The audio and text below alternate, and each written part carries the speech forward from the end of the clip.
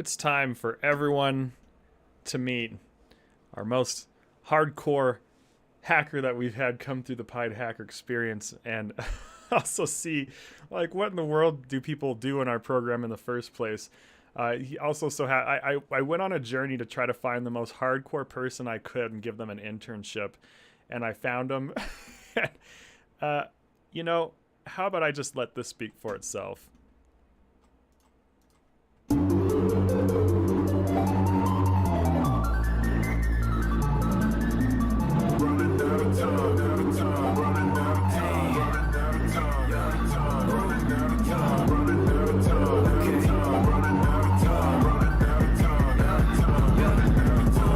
Running out of time.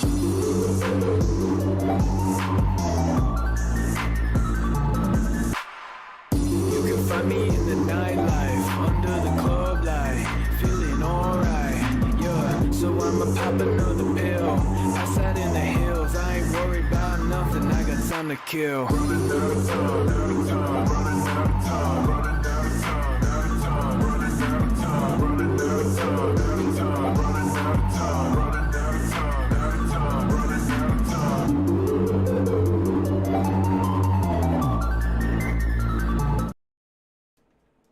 So we have Jordan M here. And for those who don't know who Jordan M, if you don't follow me on LinkedIn, you've probably seen him at some point. But I've worked with a lot of technical people. I've worked with a lot of people who do things and figure stuff out. I hand people some very challenging tasks on a regular basis. And, there are a lot of really hardcore people I've met out there. And then I was like, Jordan, I was like, do you think you can go as hardcore as you can go? Like, I need someone to show me. And then he overclocked his motorcycle, and I said, oh, all right. We found him. So, Jordan, go ahead and introduce yourself and tell the people who you are so that people can know who you are. Okay, so it's my time to come in. Yo, what's up? What's good in the cyber hood? And I'm Jordan. Yeah, that's the guy that he's talking about here. And here I am. Yeah, I make little videos like that because I enjoy entertaining people. I think that the field of cybersecurity is a lot of people, the way they present it is incredibly mundane and boring. And I like to bring like an entertainment aspect to it. You know, we live in this time of quick media, TikTok, entertainment, all sort of stuff.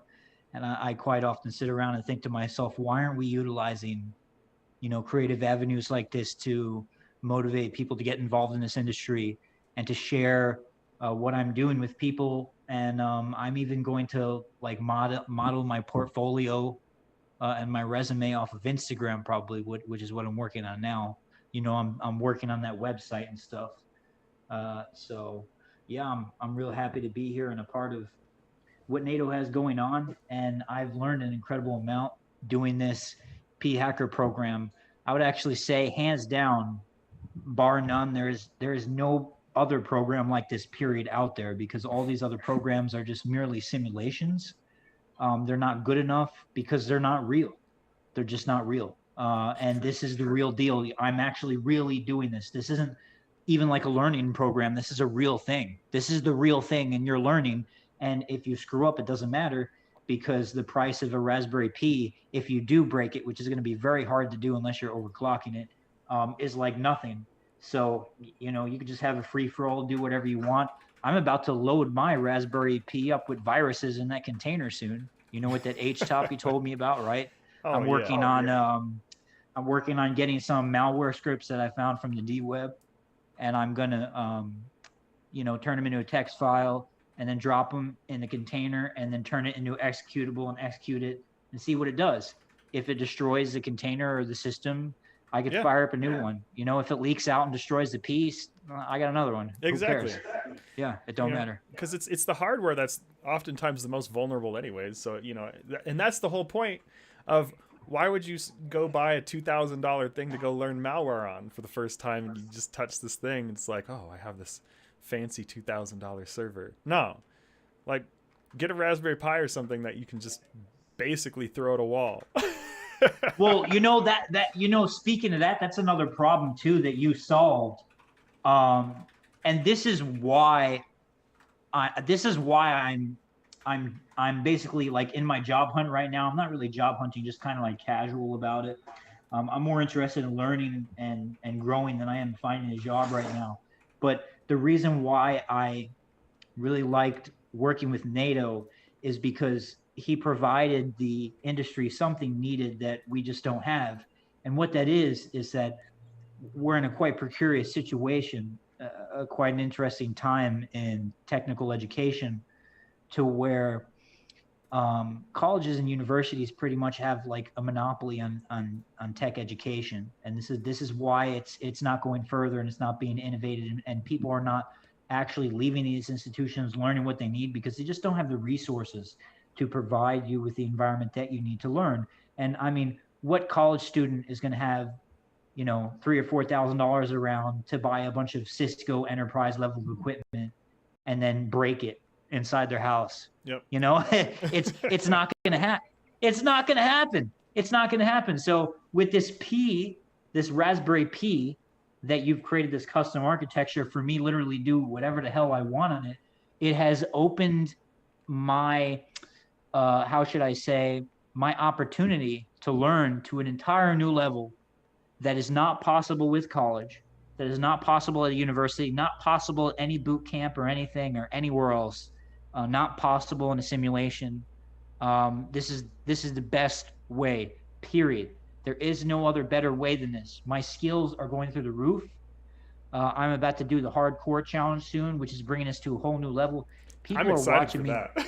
Oh, I'm so amped for this. The stuff, like I said, the stuff that you sent me.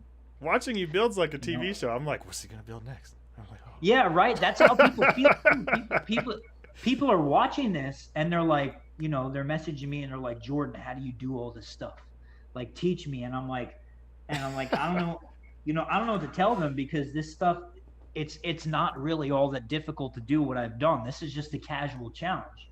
If people are already looking at me like I'm some kind of tech god, and this is just a casual challenge, I could only imagine what people are going to think when I finish the hardcore challenge. They're going to like tremble in fear when I walk in the room, like, Jordan, he's going to like bring down the main power grid to the planet Earth or something like that. Something ridiculous. Bring down meteors or something. Yeah, or something like that, So got Jordan building EMP devices in his basement stuff. Summoning aliens. Yeah, or opening portals to another dimension. Oh, now you could be guilty of that. Yeah, I could be, that's definitely what I'm doing. I'm trying to build Stargate SG-1 over here. Well, most people still think that the dark web is only used by criminals, and that it only has like a go on the dark web and you're gonna get like murdered by the Slender Man or something. Yeah, and you know what? Yeah, the reason why people think this about the dark web is because you have these people in cyber industry. I like to call them. I really do like to call them noobs. They do deserve to be called noobs. There are like these people in the industry who they call industry leaders or cybersecurity influencers, and they don't really know anything, and they kind of like capitalize off of this misinformation about the dark web being a horrible place where there's all these criminals and there's drugs for sale and all this other stuff, when meanwhile the dark web is where I learned most of the stuff that I couldn't learn in school. All my tech education before I even stepped foot into college occurred on the dark web with people that I met in hacking forums and other stuff who were just, fooling around. I was reading what they were doing and I got involved. There's chat rooms in there, all this other stuff. It's not a horrible place. It's just a place. No, it's not. It's just basically a community, a decentralized community, a way to communicate that's, not under the control of tech monopolies who are going to censor your search results. And it's a good place to get the kinds of resources that you don't find many places too. Like if you're trying to be a real malware analyst and you're doing like threat research and certain things, well, for one, you got to know how to protect yourself so you can analyze that stuff. But like, where are you going to get it? You're not going to go on what's that website, VulnHub or something. Oh, of course. They have, vulnerable by design images and things like that, but like they don't throw like hardcore malware at people. I remember like I used to do malware analysis quite a bit, and I still deal with like the cleanup and things like that depending on what's going on. But like you just got to get your hands dirty, because it's not the same when you're doing some of these like vulnerable by design things, which there's nothing wrong with them. But now that we have affordable hardware to do enterprise work on, you can actually just abuse the hardware and use that so that you don't have to worry about like the dangers of trying to learn this stuff, and you don't have to lose a ton of money on it. And like, I don't know, like part of the problem with the cybersecurity industry is people are too scared of the things that make them what they would probably make their career grow better in the general industry.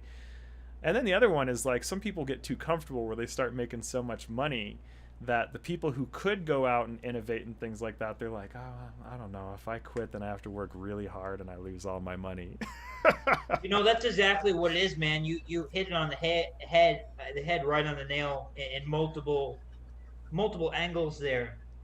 I'd like to add a little bit more to that. Me and NATO talk a lot about this stuff, and that's why, I'm with him, because we see eye to eye in a lot of things.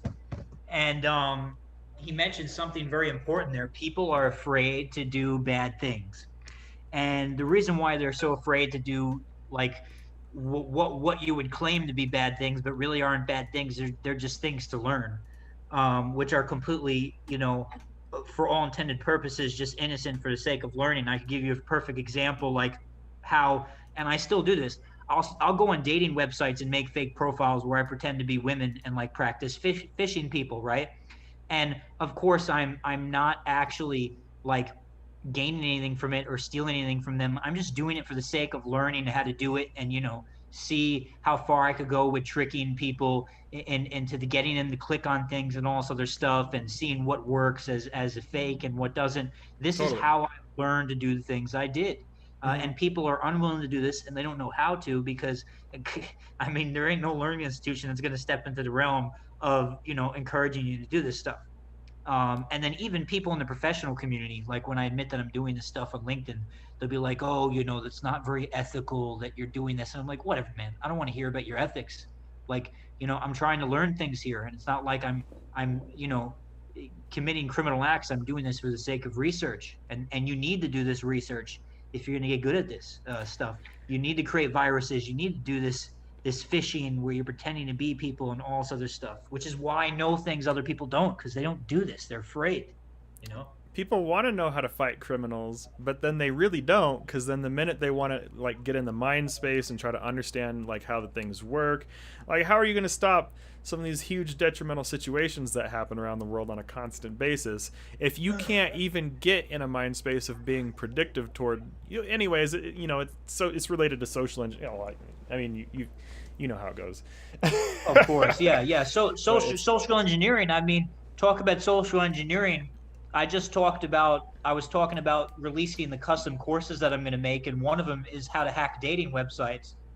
And a lot of people don't realize that it's just social engineering. Like you could actually get a repetitive subscription, unlimited subscription to a dating website through social engineering. The same way you could keep bringing the same product back to Walmart over and over, and using it until it breaks and bringing it back for a new one every other week. It works kind of the same way. Well, it's like catfishing. You see those shows like, how to catch a catfish and like all these things and stuff like that.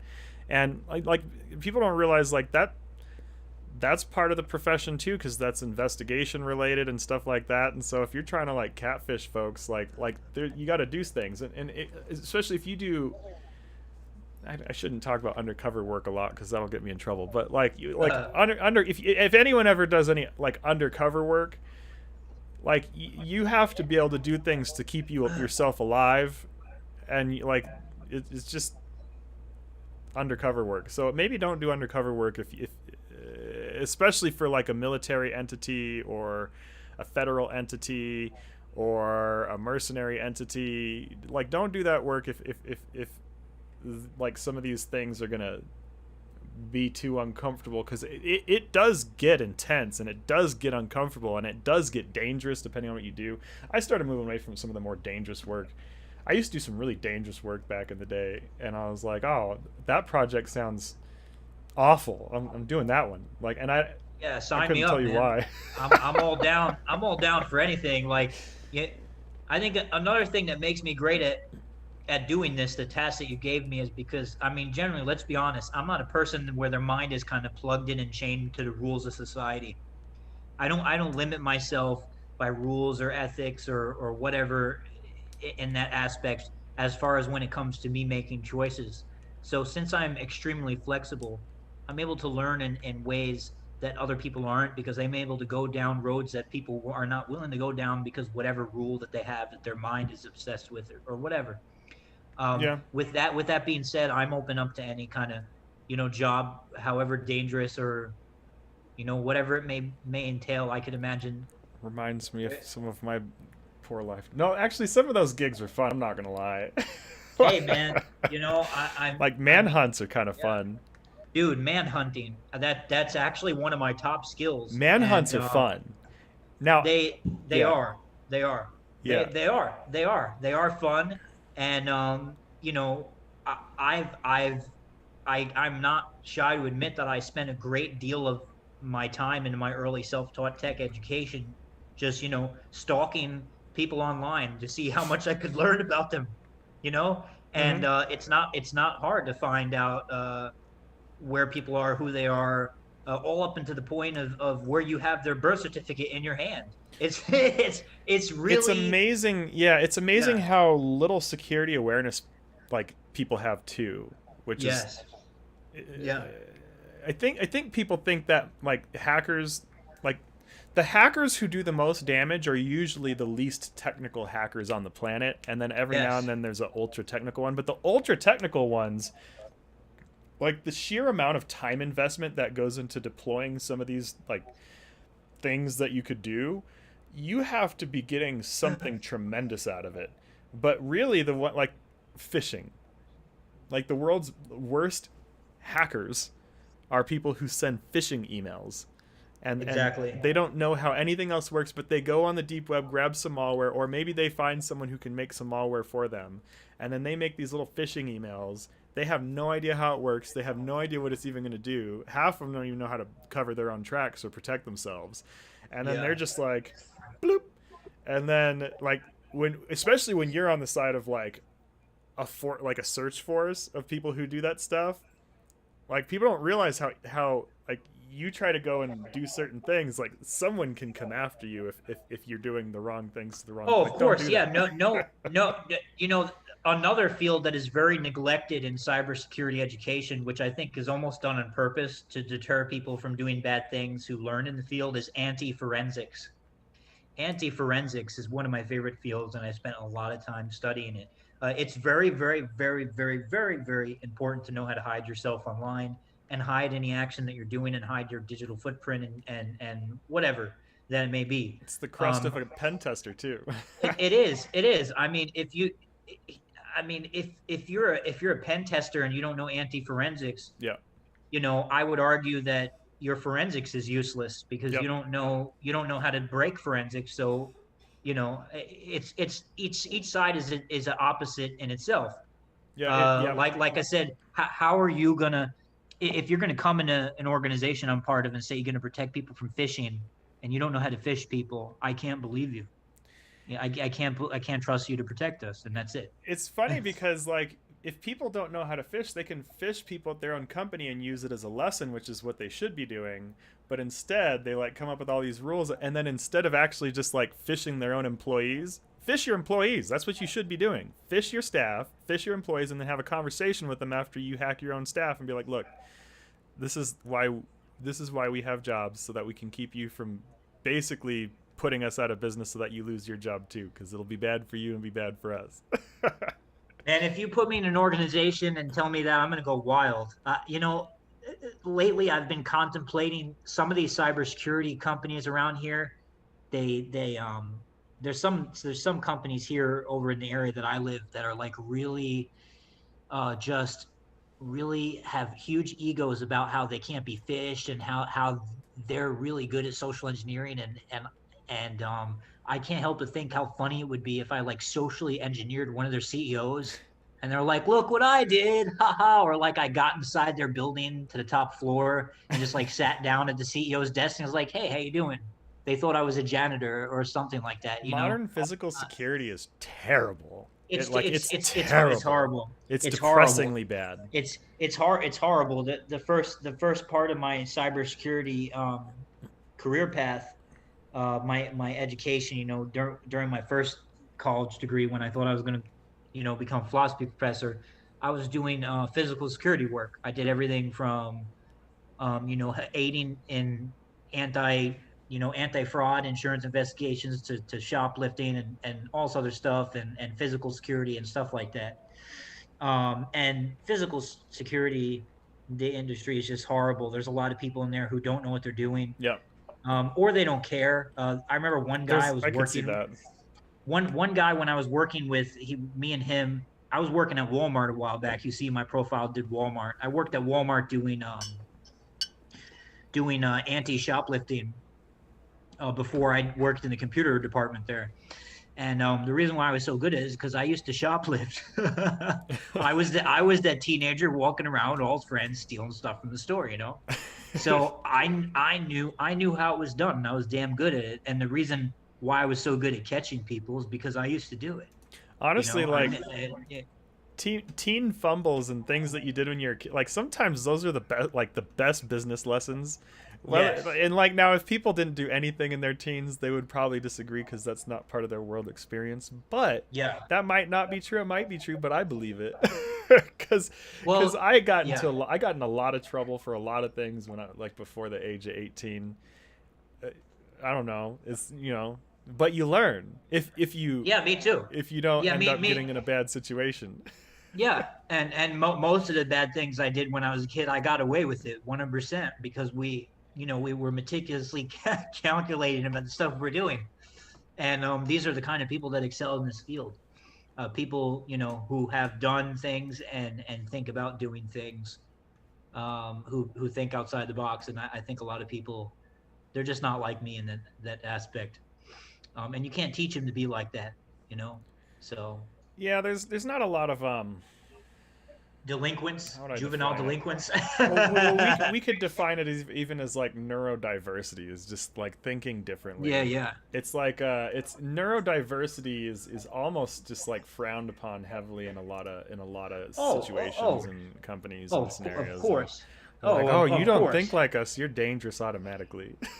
Well, you know that actually, that what you said right there has actually been my biggest hurdle in finding employment in this field, is that a lot of these normie companies, the people who they should hire, people like me, they're terrified of, and they wind up hiring the wrong people. They wind up hiring, you know, little Brittany, who just graduated from school and could press good buttons in that seam interface, but she's not going to realize a threat when it's right in front of her face. That's the problem.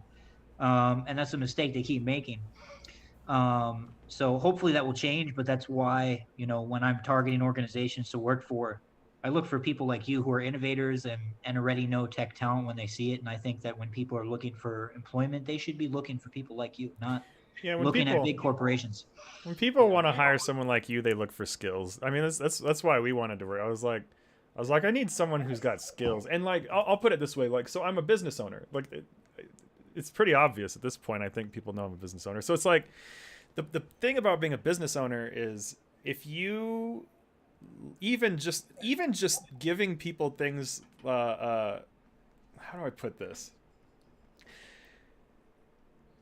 People have to be able to deliver, and it's not even a personal thing. It's like if they can't, you just gotta tell them, like, you can't give them your time.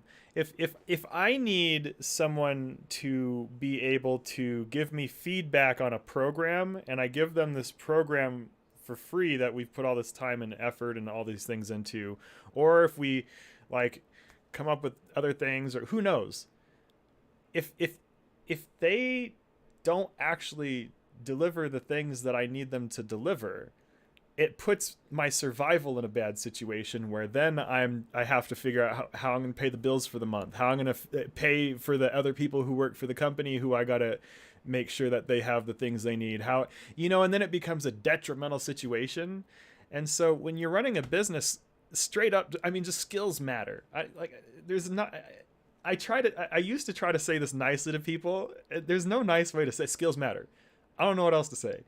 And there are all these other things. It's like people could be really nice. People could be really this, really that. And I think there, you know, there's values for certain things in certain places and stuff like that. But when we're in the cybersecurity industry, like, it's dry work, it's hard, it's stuff that like makes people cry.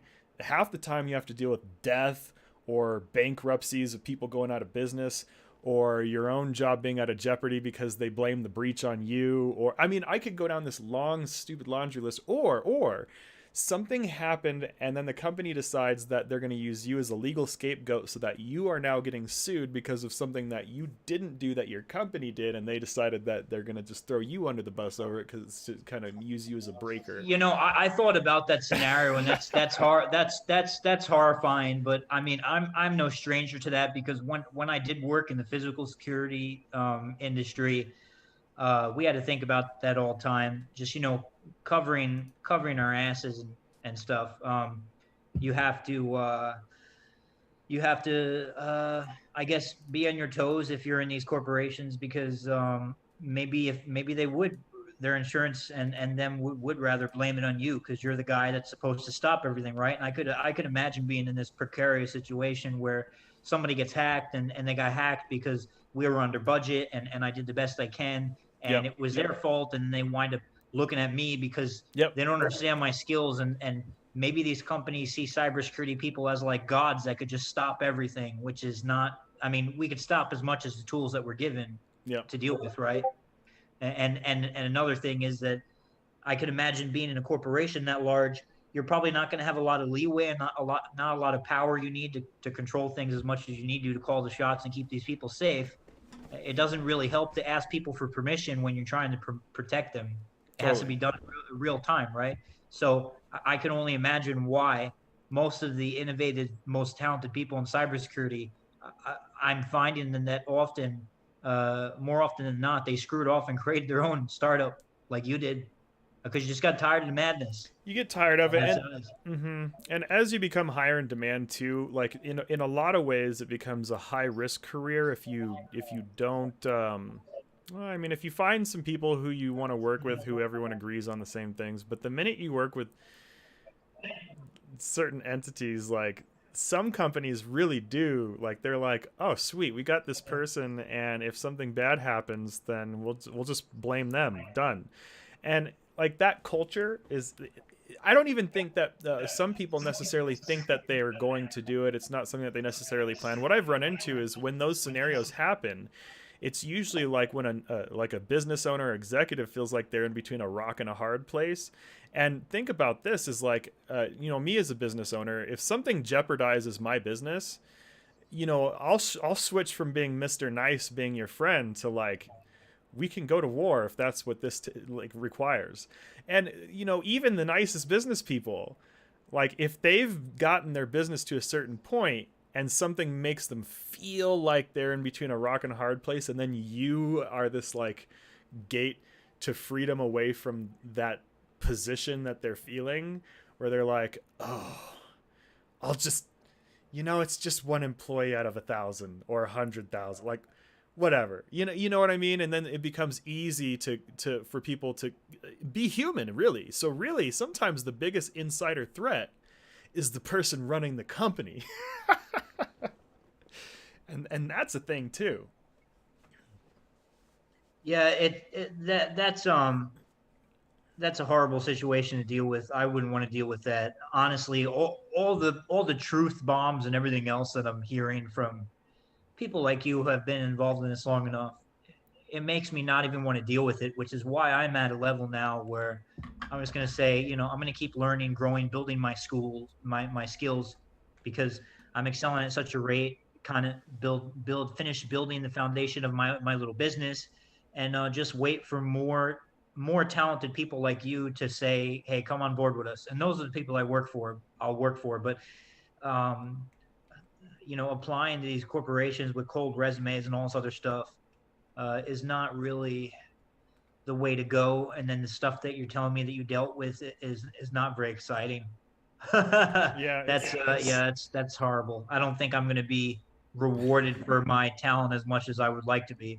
You know, and it's in a lot of ways going in with a healthy degree of skepticism makes the jobs make more sense too, because then when you do have things come up, it's not like that surprising. I think for me a lot of times it's like you do things with good intentions, and then people take advantage of the good intentions, and that'll change your personality. Because like even I grew up in harder situations to begin with. And then it's like, you're like, oh, maybe the world, maybe people really aren't as bad as I thought they were. And then you find out like they're maybe even worse. And you're like, oh, like, all right, well, I'm going to go do my own thing now. So, yeah, that's why I'm planning on doing my own thing from the start, man. I'm modeling my whole life around doing my own thing from the get-go, so yeah, well, I mean, you got the skills, so I mean, oh yeah, I'm glad there are people like you to warn me about this madness. I knew it was like this from the beginning. It's just that I needed someone to look at my face and be like, Jordan, it is like this. You were right the whole time. It is, and I lived through the nightmare, and I'm going to tell you the truth that it is like that. So, and I'm glad I have you here to tell me that. That other there's dude. a few good companies too, still. Oh yeah, of course, yeah. There are some companies with some good cultures who I'm sure will value me that are very large, but they're far and few in between. Yeah, that's true. And they're everyone wants those jobs. Yeah, and everybody wants them, and there's high competition.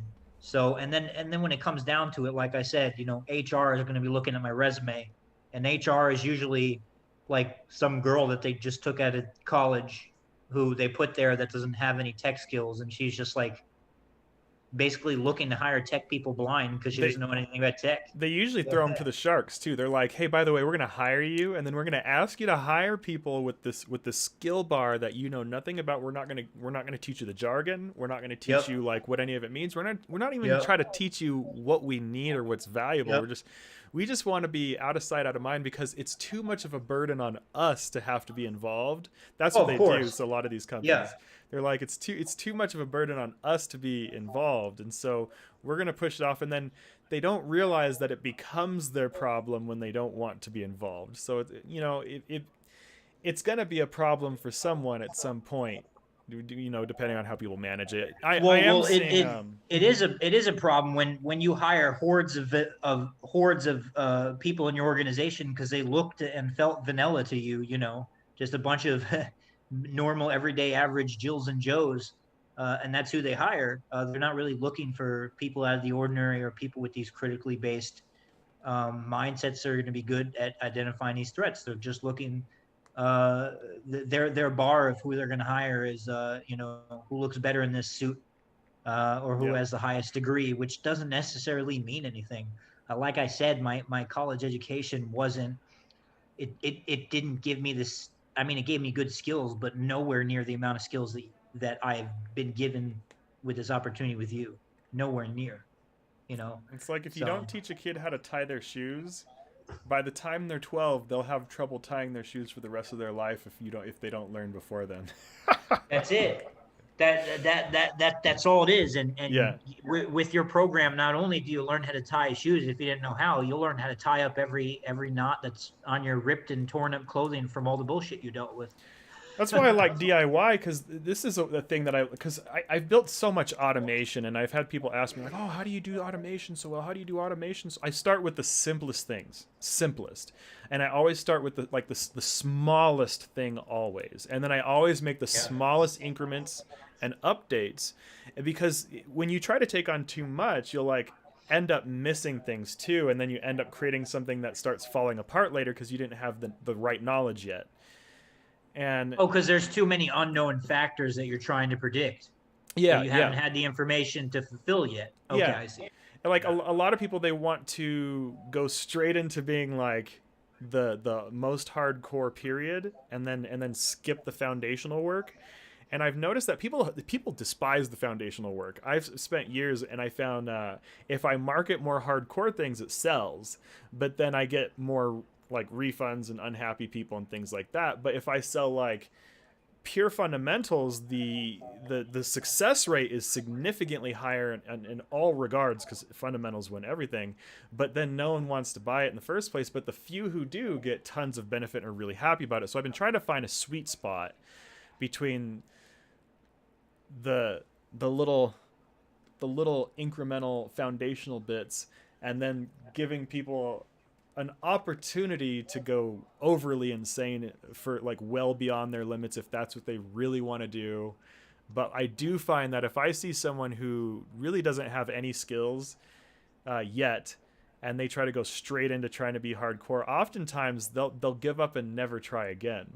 And so I try to tell people, I'm like, if don't, like, you got to learn the things you don't know first and just learn one thing. Like, don't try to rush too much. That's why Pied Hacker Experience, I tell people the challenge is 2 months. That's the challenge.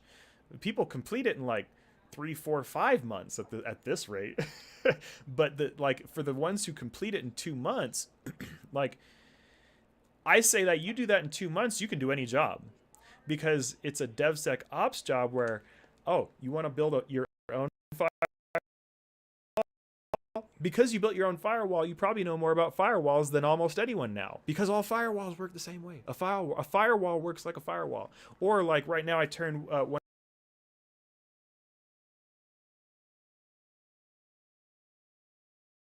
then setting up a bridge and then putting all the little things together, and then voila, now it has its own built-in switching system, and it has an internal switch inside of it.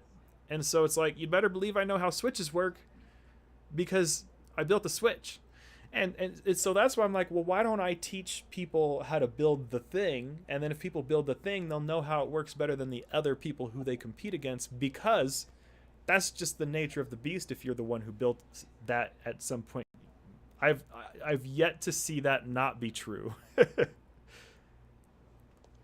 With 2 months about, huh? Yeah, I think I've been with you for about 2 months. I've been with you since the middle of August doing this, so it's been about then. Okay, You did good. the- I'm satisfied. I thought I was taking too long, but I'm glad that I finished the casual challenge in time. How much time does it usually take for the hardcore challengers to finish? Right now, the hardcore challengers just don't finish yet, but they'll finish eventually. Really? Oh wow. Um, Okay, yeah. Because that's a usually challenge. they just get so interested in what they're doing, they're like, whoa. Because here's the problem with being a hardcore challenger. Yeah. You discover more than everyone else, and every time they discover more. So I'll tell you what, we had one hardcore challenger who went so hardcore that they decided to fund the dojo, which is what we're launching next month. They're like, oh my gosh, they're like, this is not enough for me. And then like basically Yeah. the dojo became their hardcore challenge, and I'm like, oh snap, you're gonna give me a pot. And thank you, Randall. This is a shout out to Randall. Randall, you have helped us do this dojo. So he's also really hardcore, and his way is like, I want to be hardcore all the time. I'm like, oh, wow, all right. Well, then let's roll. If you want to be hardcore, then let's be hardcore. And so that's what we're doing now is focusing more on a lot of that, just because the people who get into the hardcore, that's like a never-ending black hole I'm learning. Dude, that's totally a thing, because even during the casual challenge, there's a bunch of other stuff that I got into, like as I was going through it. Totally, yeah. I'm looking at stuff, and I'm like, whoa, this is cool. Oh no, I gotta stay on track. I gotta finish this, right? And then I made like this list of all these things I want to do. So I know that now that I'm going to do this, not only am I going to want to do the things that I wanted to do during the casual challenge, Oh yeah. but there's going to be thousands of other things that I'm going to hear mentioned that I'm going to be like, oh wow, I want to do this and this and that. I'm probably going to wind up having like 57 Raspberry Pis running in my house. Man, I'm doing getting all there kinds too. of different things, you know. Yeah. So I mean, it's amazing what you can do with these systems. Oh yeah. It's ridiculous. But Especially since you can cluster into clouds, so they're literally limitless, pretty much. of course, and you won't even need like a new Raspberry Pi to run a new system. I could just save, a new system on a card and swap the card. Yeah, And I'll be good to go. One of the craziest things about it too is because I keep getting questions of like, well, why Raspberry Pi? Why Raspberry Pi? Why Raspberry Pi? Well, the reality is it has nothing to do at Raspberry Pi. And all the things that we do have little to nothing to do at Raspberry Pi. But the Raspberry Pi It just so happens to be stupid affordable, and it's heavily standardized and heavily accessible. So when you want to scale, you ideally want to have things that you can predictably scale. What's one of the most predictable, low-cost things on the planet to scale right now? Raspberry Pi. And then it just so happens to be just fast enough. It's not the fastest thing on the planet, but security tools usually want max cores, not max speed per core. But they want all the cores to run at a certain speed, and the Raspberry Pi, you can overclock it to where it's just fast enough for that.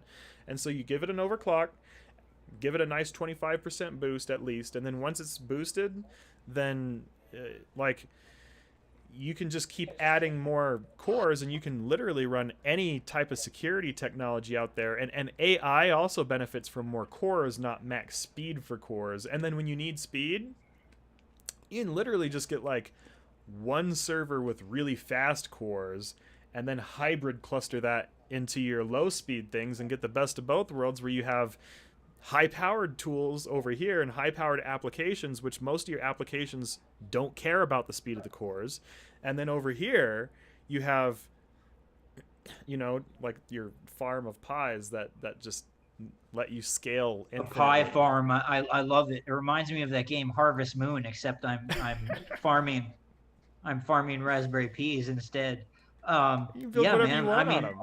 Yeah, you're literally creating a supercomputer, you know, a mini supercomputer by clustering these different computers together. I was actually thinking about getting like rock, you know, the rock, what are they called? Rock maker boards with the those with the GPUs nice. in them. Yeah. I mean, imagine clustering like 8 rock maker boards together with the NVIDIA GPUs. You'd have some powerful setup there, right? Yeah. It'd be nice. You do whatever you want. Nice. Oh, so this is what NATO's doing isn't even limited to maker boards. You could do it on any computer if you wanted to, you know. So, totally. But the maker boards are cheap and easy, efficient. The only thing awesome. that I would like, the only thing I would like to do is upgrade the processor to the maker board. So I know Asus makes a maker board too. It's pretty cheap setup. If I want to go a little bit more powerful, but overclocking is definitely something I want to do. I know that's what you're doing with the little setup that you just 3D printed, right? You got both of them things overclocked inside that little tower you made. Nobody else has done that. Yeah, nobody has done what this guy is doing with these Raspberry Pis. It's ridiculous. I don't know why though. Ridiculous. I thought about that. Have you? Because I'm like, yeah, I know why. I know why. I know why. I tell you why. Because of capitalism. That's why. I mean, I hate to say it, but that's the truth. No, I don't hate to say it. I love to say it. Open source stuff hardware all the time. Yeah, open source hardware is very disruptive to. Open source hardware. No, we don't want to use open source hardware. It's going to cut our profits in half. Are you insane? We can't do that. People will realize that learning actually is really efficient and almost free. We can't do that. Can't make maximum dollars.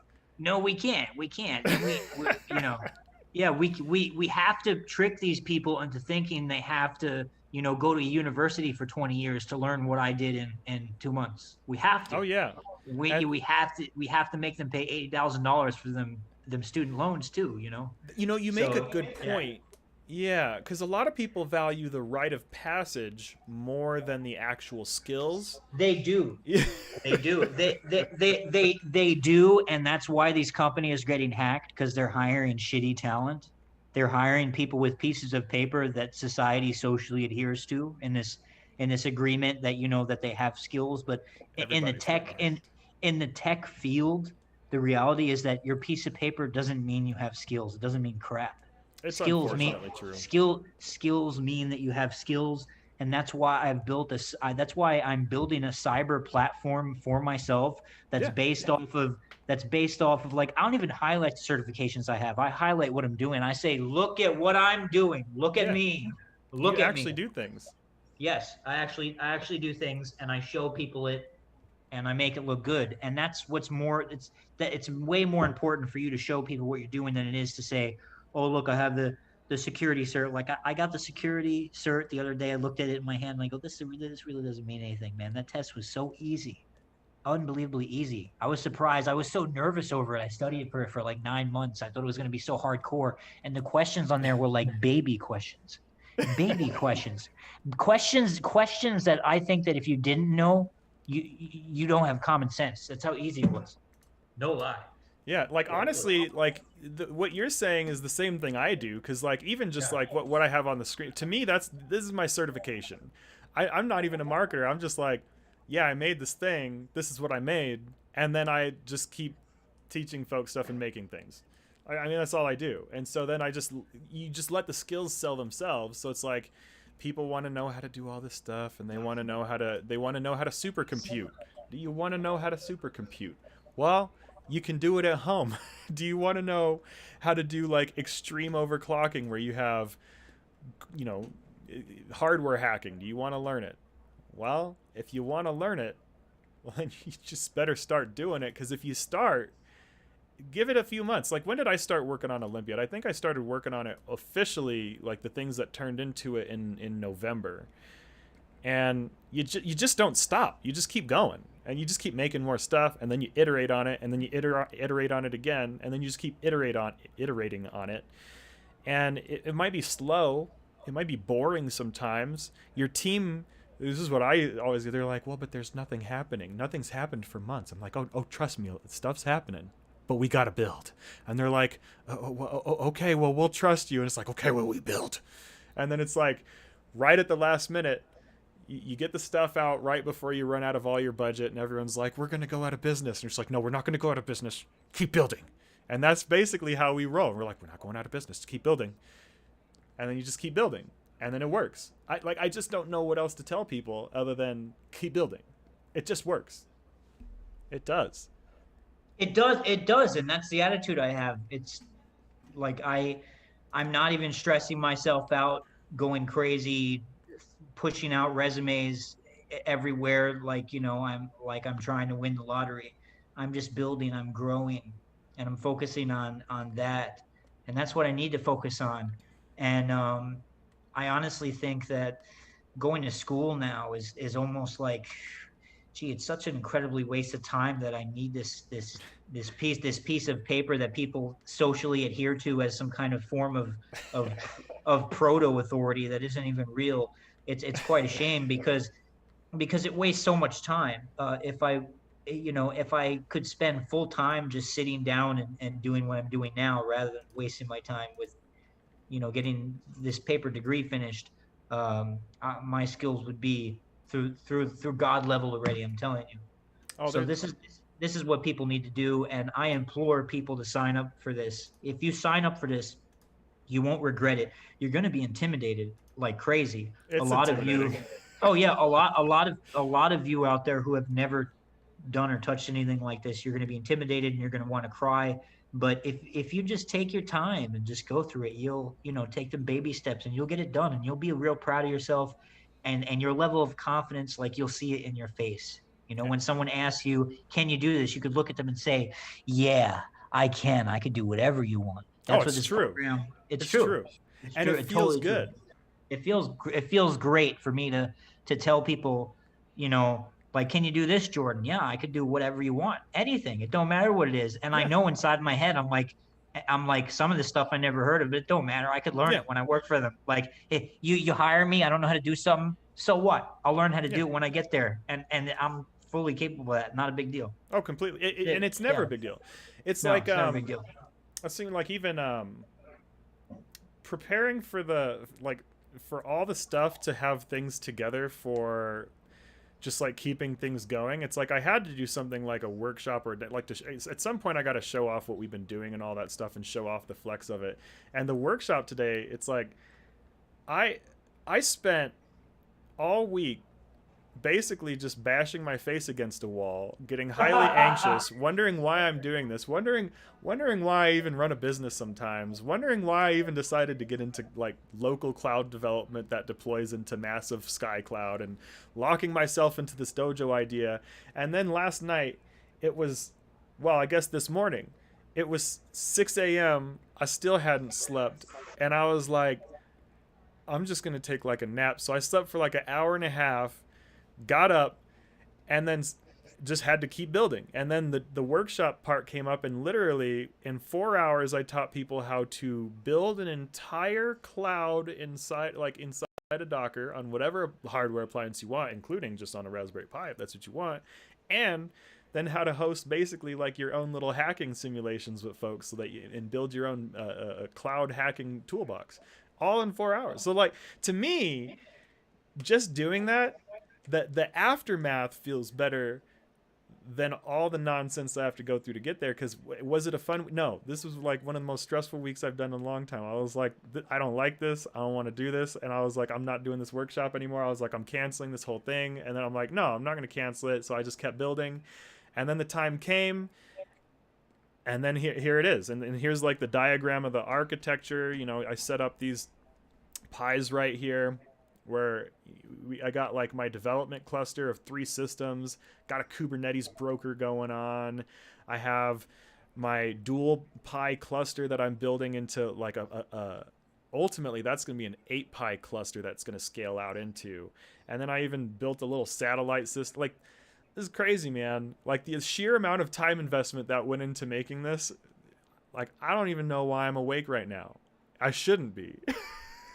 No, I totally understand what you're saying. This stuff will keep you up for days. Like, it's so exciting. It's like, imagine when you're a kid and you're playing that really cool video game. And you just, It's like that. yeah, you don't want to go to sleep, man. That's how it is. You don't want to do anything else. You just sit there for hours and hours, and because it gets more interesting as you go along, and you just want to keep tinkering with things. And it's a never-ending. It's a never-ending black hole. As soon as you go deeper, there's 1,000 more things. You're running off in all directions. Next thing you know, you got 20 different projects going on one Raspberry Pi. It's like, true. for real. Yeah, it really is. Yeah. I remember, so like 2018, I was like, I got real depressed trying to because I went through something like 7 co-founders, didn't really know what I was going to do anymore. I was like, I don't know what I'm doing. And I got like real depressed, and for like 2 months I did nothing but play Monster Hunter. Maybe even 3 or 4 months, I don't know. And I watched Monster Hunter and like listened to like educational business stuff while wondering if maybe I'll find something that'll help me figure out how to run a business. But like when I was playing that game, it's like you go in there and you have this giant thing that it's like, what, how? And so then you like go in there and it's like knocking you around and stuff like that. And then when you like finally beat it, and these like big, like fighting one thing for like 45 minutes, and you're like, oh, all right, here we go again. It kind of, you get some of the same feelings where it's like, all right, so you got this, you're going to try to show off a technology that you have to actually pull off. You actually have to be able to do it. That's the kicker. And if you can't actually do it, then it kind of just falls apart anyways, and then it can't really work. And then we've already come so far that we got these appliances, and then like that's not okay. So I'm like, well, I got to do it then.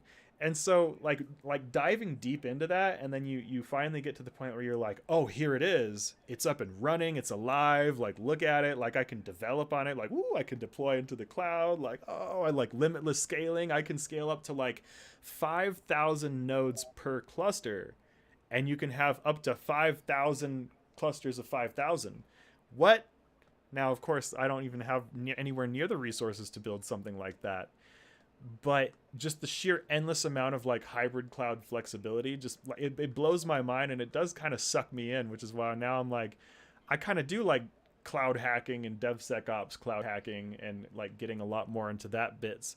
Because the other thing is, it gives you freedom too, where you don't have to be on-prem, and you can take your cloud cluster with you. Like, look at these things.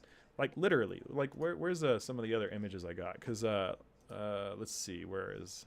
Oh, by the way, I just thought to myself, you did actually learn a lot when you listened to all those business videos. You learned everything you shouldn't do. That's what you learned. Right. Yeah. So like this is an image of like one of our dual Pi clusters when I was just doing some of the prep for it. Now this is plugged in and running right now, but I don't know if you can see this, Jordan. You probably can't. Well, I guess if you're on YouTube, you can see it. But basically, this thing can just cluster with itself, and then you can plug in an external Ethernet to let it have an additional one. And then if you want more network speed, you can actually bond all of the USB 3s together with Ethernet ports and get a lot more like network traffic speed and like just all kinds of crazy stuff. Oh, I really like that. I like the green case the most. That's so nice. Oh man, dude, like it works so well. So it's literally just a little cloud cluster. Let's see. Let me minimize all my screen. So I still have the cluster floating around on my screen here. The two screens right here. This is the Gorgon Gaze prod where my mouse is. That is the primary operating system running the bits, and then we have another little like Inner Athena, and you built the Inner Athena in the Casual Pied Hacker Experience walkthrough, so you know it's in the Inner Athena. Oh yeah. And so then like this is going to be the production one, and I'm kind of doing some experiments between Kubernetes and Docker. There's more vulnerabilities with Docker and stuff, but anyways, to me it's like I have an opportunity to build a little production environment, and then once it's good I'll scale it out to the other 6 pies with Terraform, because modern technology, I'm not going to go on all those other 6 pies. I'm going to start with like the fewest, like the minimum amount of work that I have to start with, and then I'm going to automate it to, like, I could literally, after I build this, like blast it within 5 minutes to 100 new systems, right? And then have a cluster of 102 systems. Oh yeah, Like because you could just automate and repeat the process until you keep clustering. Yeah, exactly. And then this is the development cluster down here. So really, this is where, like that diagram, let's see. Let me get that back on the screen. There it is. So like the diagram right here, the green bits are these two right here, the two. And then the blue bits are these over here. And then the yellow, that's a satellite node. And the satellite node is not direct connected in that way. It has a really odd architecture for just remaining secure. So it's basically like I'm going to create breaker containers for the satellite at some point that just automatically sync into whichever hybrid cluster you want to go into. But that's a ways out. I'm not quite there yet. There's literally nothing you can't do with this. Oh It's my amazing. god, dude! Yeah. Like it's honestly insane. And let's see. It Let me is. show you the rest. I don't think of the that any cluster. a lot of people, when I tell them that what I'm doing with these Raspberry Pis, they still don't seem to believe it. They look No, at me they as don't like a believe it. snake oil salesman. It's Yeah, they're it's like- so weird. Yeah. So like this right here, so this tablet one is the satellite. Ultimately, that's gonna run SOC, but as you can see, like it runs so that you can have a good screen connection. And then the one that says Notia Point here, that's like our first one. That is the thin client. Do you know what a thin client is? Yeah.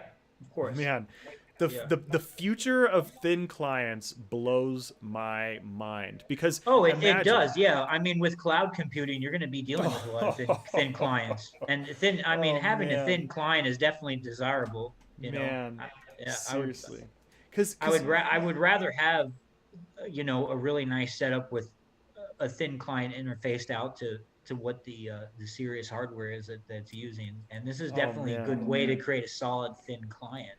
when we used to build cloud, we used to have every single employee would be on a thin client, and then their monitor Yeah. would be plugged into it, and their keyboard would be plugged into it, and then of course they just Yeah. work straight onto the cloud. Of course, And that's so the way. man, and just it's so crazy that like literally with it, not because we used to do RDP for our thin clients, because of Kubernetes and Docker, you can have all of the inputs and outputs literally be like local, to where when you plug something into your thin client, it plugs into the cluster like the full supercomputer. That to me is nuts. This whole thing is nuts, man. The possibilities and doors that you've opened for people, the development opportunities, and just the amount that can be learned through this. If people don't, sign up for this and try to utilize this, they're insane. They're really missing out. A lot of people ask me in cybersecurity, what am I missing? This is what you're missing, man. You're not getting your hands on the things that you need to have your hands on in order to be a valuable, skilled professional. And this is it right here. We're doing it, and he's doing it. And the sky's the limit with this. I mean, if you just look on the screen here, what he's built, it's quite amazing.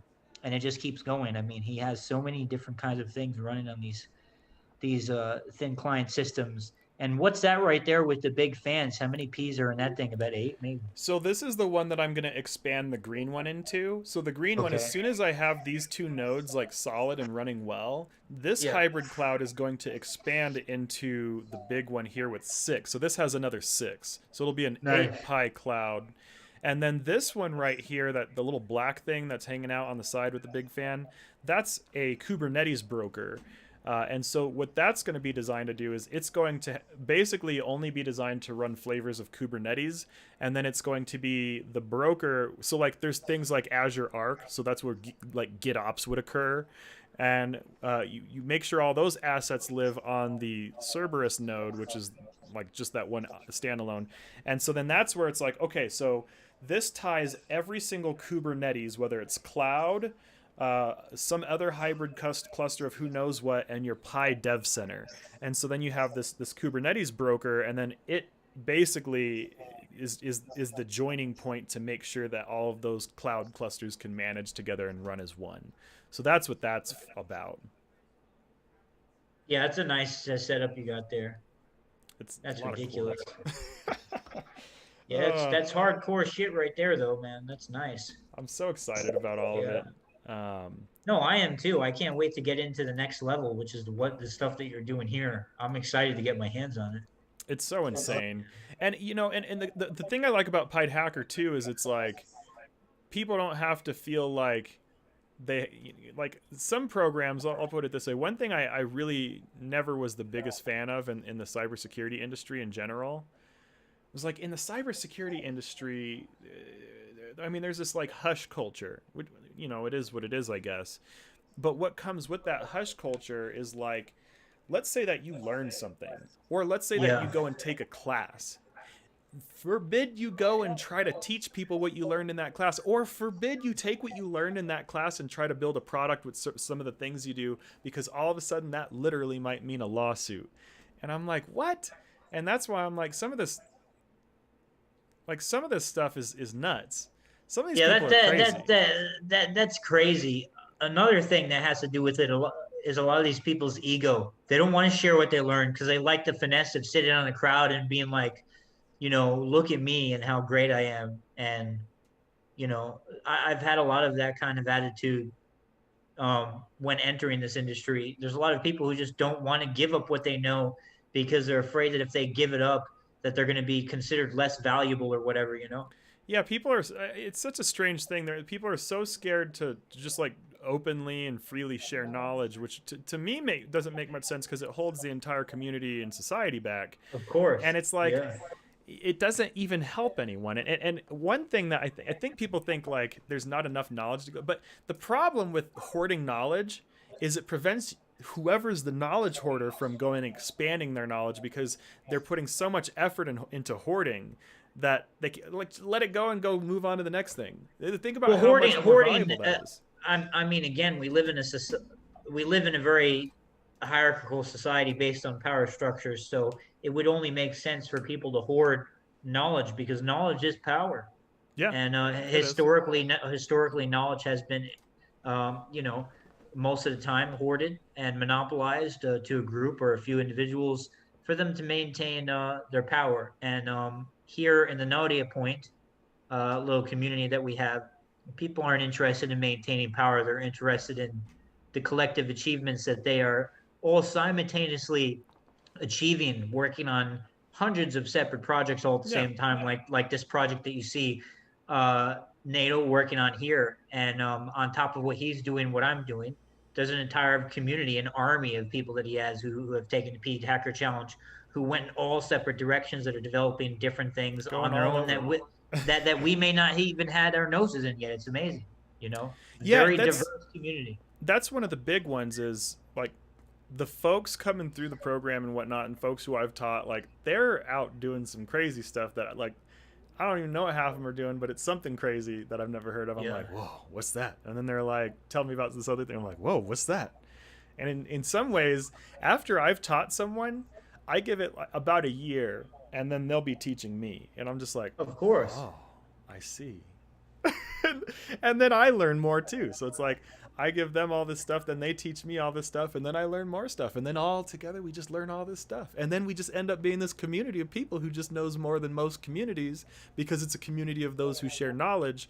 And that's a terrifying community, because, well, if you don't share knowledge, like most people, it's like they just don't, the other people don't really have anything that's going to be valuable in terms of, it's just interesting, it's different. Oh, of Different course, yeah. mindset. I mean, people like us who are open source and want to share knowledge, we're a direct, threat to the industry profits just worldwide. You're a disruptive innovator, definitely. I would call you a disruptive innovator, because you're not doing it for the sake of, just making a profit or whatever. You actually enjoy what you're doing and the creative process of just sharing information and creating things. This is basically an art form. Yeah. We're all artists, and we enjoy I see it as art. Oh, It yeah. is. It really is art. I mean, and Yeah. you're staying up till 4 a.m. to work on your art piece, and what comes out of it is beautiful. And sometimes it doesn't work, and it takes a while. But Yeah. when it get when it gets up and running, it's nice. It's amazing, It's true. people shit bricks over it, and they should, because it's cool. This is really dope, man. And You know? it is fun seeing, because there's a lot of people who are like, no, that's not possible, or oh, no one would ever do that. And Yeah. so then they're like seeing Microsoft adopt, because they're expanding to bring ARM so that like Raspberry Pi clusters like this will natively work with Azure Arc. Yeah. You can still do hybrid clusters into Azure Arc, but they're working on native support for these things on top of that, because hybrid cloud is already there. We can already cluster into the cloud. That's not. We don't need Azure Arc to do that. But Azure Arc will make it so much easier and so much more seamless, and Microsoft's like already building it. And I watched that on Thursday, and Lior, man, that dude's smart. He's all about GitOps, which is more of the operations side of the whole thing, which is actually part of what inspired me to build the Cerberus breaker. Because, we have Inner Athena, that's got a Greek theme. We've got Gorgon Gaze, that's got a Greek theme. And then Olympiad, that's a Greek theme. And so I was like, well, what's the next? I'm like, I was thinking of Kerberos from Microsoft, because I used to use it a lot. And I used to use that to track user behavior, because you can monitor people's Kerberos records. But Cerberus, I'm like, okay, so that's like the three-headed dog that guards gates. So I'm like, that's kind of like two things. It's kind of like Microsoft thing, and then it's also like another Greek thing. But anyways, like that whole concept that Microsoft dropped, I'm like, wow. And they use the same flavor. They showed how it works with the same flavor of Kubernetes we are already using, and I'm like, okay, so I really can do exactly what I've wanted to do, even easier than what I'm used to. I'm used to everything being real hard, and they're telling me that it's gonna be real easy, like so easy that anyone could do this. I'm in. Like, let's go. And so I'm like, all right, now I got to do more. Here we are doing Dojo coming up here soon. Like, it's happening. I don't know. Dude, there are senior level architects who can't wrap their head around what I'm doing. It's amazing. They can't fathom it. I don't know why. It's I've run weird. into And that. I get so many questions. They're like, how does that help? Because they get too stuck on like the pie and the size of the pie and all those things. Yes. They don't think about the technology. I feel like people think more about like how things look, like the cover of the book, than what's in the book. And really, like, I don't think people know anything about hardware to the point to where I think it's rather detrimental to people's like businesses. big time, because it makes them believe that they need $1 million worth of equipment to do something that can be done with fairly a low amount of computing power. Oh yeah. I think they forget how much our low end computer power has advanced since we had computers. I mean, these Raspberry Pis are more powerful than the computer that brought the spaceship to the moon, and I don't think people really realize that. I know. Yeah. I don't think people realize how new it is for something to be capable of using more than 4 gigabytes of RAM. More than 4 gigabytes of RAM, whatever. But 64-bit, the adoption of 64-bit is so new. And I say new from an enterprise standpoint, in that enterprises, when they have infrastructure to cycle out, it takes them years. And so when I say new, it's like how early in the maturity phase is it for like businesses to have been capable of reacting to whatever this thing is? And so like 64-bit, it wasn't really until 2015 that it was particularly reliable for a lot of companies to fully transition over to 64-bit. And that means that like people were running 4 gigabyte servers and basically setups that run off of 4 gigabyte of RAM on servers. I don't think people realize that. And so what that also means is that there's a lot of applications that were built back then, which is everything. So almost anything that was built during those times, all of a sudden, all these tools that are still enterprise and are all these things, all of a sudden now we have the Raspberry Pi that has 8 gigabytes of RAM and you can cluster them together, which is even more resources than what we were used to. And I remember when I got the first computer I had that was like 2 gigahertz like processor speed on like a turbo boost or something like that. I think it was like 2.1 gigahertz. I was like, whoa. And that was, I don't remember, but it wasn't that long ago. And the Raspberry Pi is just as powerful, which is depressing. And that thing had 2 gigabytes of RAM. Man, people don't understand how fast technology moves. It moves fast. It does. I mean, I feel like it's only yesterday that I was carrying around a flip phone in my pocket, to be honest with you, dude. For real. So I believe that. I can only imagine what's going to happen in the next 10 years, and I'm really excited. Like I said, to be a part of this program because it's going to ensure that I'm going to be on the cutting edge. There's a lot of people who are just not on the cutting edge because the resources they have available to them are not as good as what you're providing here. To be honest. And the other options cost more too. Oh, they cost way more. Ridiculously more. There's some of these boot camp programs that are just absolutely insane amount of money that claim to put you on the cutting edge. Like that one program that I went to, the Undercroft over in Ybor, thousands of dollars, like $9,000, right? There's other programs that are similar that are just as expensive. College, I looked at my college education the other day. Dude, it's like $47,000 so far on my college education. I mean, that's crazy. Yeah, thankfully it was Pell Grants and stuff, so I don't have to pay for it. But still, that's just insane because the amount that I learned in college is nothing compared to what I'm learning here. Nothing. You could open up your own university, NATO University. Well, that's what I'm doing, Dojo. And NATO University, the DevSecOps University. There we go. I could do that. One of these days, dude, you totally could. You should just get your license and everything, and just open up this as a university. You would change. That's it. They're done. All universities are done. They don't teach tech no more. You've become the biggest university in the world for tech. That's what would happen. No kidding. Man, that'd be nice. It could happen. You never know. Maybe one of these days. Maybe one of these days. If it ain't you that's gonna do it, it's somebody like me that's gonna take this stuff and say, hey, we need to do it. Someone's got to do it. Really? I'm still gonna do the dojo. I don't know about a university, but if I don't do a university, then you should. Oh yeah, totally do the dojo, and I hope people are listening to us when I'm begging people who are listening out there. I'm begging you to sign up for this program. I'm telling you right now, like I'm begging you. I'm begging you. If you sign up for this, you'll finally know the stuff that you don't know that's stopping you from looking at these people who want to hire you and say, no, I don't know how to do that. You won't have to say that anymore. You'll be able to look in their face and say, yeah, I can do that and more than you can imagine. And they'll be like, wow, how did you learn all these things? Yeah, how did you they can't keep up with it. There are people hitting me up now with offers, like that guy the other day. I'm waiting on him to see what he says, but I mean, just the fact that somebody that people are messaging me out of nowhere now and being like, hey, I'll pay you over $30 an hour to come and work for me. I mean, that shows right there that people are seeing me. They're going, yeah, I earned it. Yeah, people are looking at me and saying, Jordan has legitimate skills and we should hire him. And so everything that Nate O'Reilly has promised me has come to me. He did. Nothing what he said that he promised to me was a lie.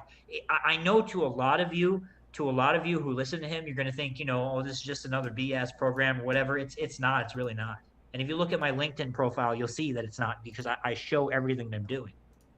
It's no BS. You do. This guy is the real deal, and he's not BSing anybody, and you will get exactly what he says, and more than your money's worth of what the program is. What is it, like the cost of the certification, right?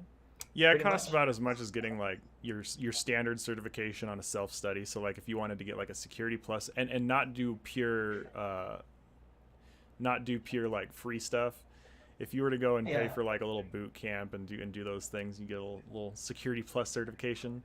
You can get a Security Plus certification on my YouTube channel for free though. It cost me $300 alone just for the materials to study Security Plus, let alone the voucher. So I mean, this is definitely worth your time. Go and do it, people. If you don't do this, then you're just, I'm sorry to say, you're just like, if you look at my profile and see the things I'm doing, look at things here, and you don't do this, you're just stupid. You don't deserve to work in this industry. I'm sorry. Like, just do it.